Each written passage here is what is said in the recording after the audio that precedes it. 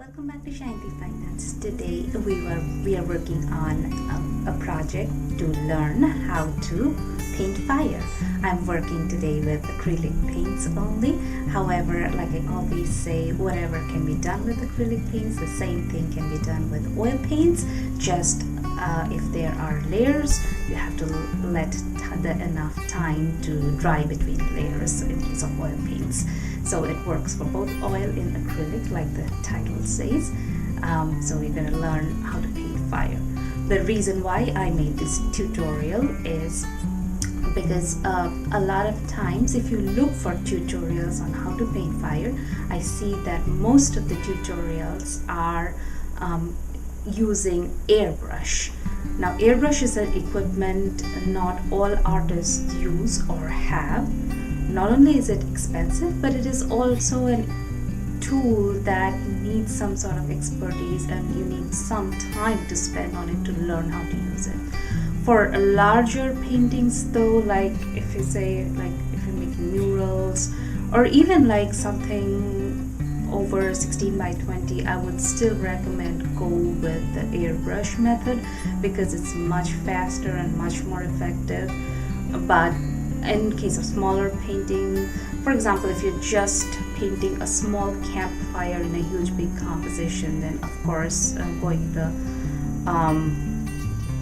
airbrush route doesn't make sense. So I thought I'd make a tutorial and teach you how to paint fire, and watch it, learn it, and let me know what you think about it. Hit me with your likes and comments. As usual, I'll ask you not to leave without subscribing.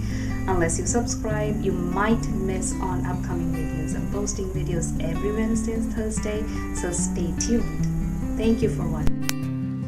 I'm starting on a toned blue background and starting off with a very dark bluish purple color here, and then on top of it I'm gonna layer oranges once that purple is completely dry.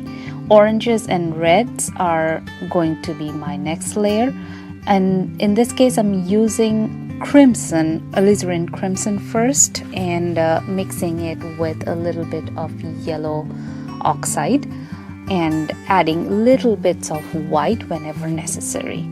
And this particular creation of fire is kind of all about layering. You can see that now I'm pulling in some dark blues at the very back to kind of subdue some of the brighter reds. Now I'm coming back with a combination of yellow and white and painting in some of the highlights in the front. Once I paint the highlights in the front with the yellow and white mix, I will again go back to a thin glaze of red and glaze over and cover some of it with it, and I'll pull in some of oranges. Now I'm adding some white highlights here and there. Now you can see that I'm adding that glaze of red, pulling in some oranges at some places, subduing some of the bright white highlights. And on top of that I'll pull in some more white highlights. So the more layers you put in this particular fire painting, the better. And that's the final result.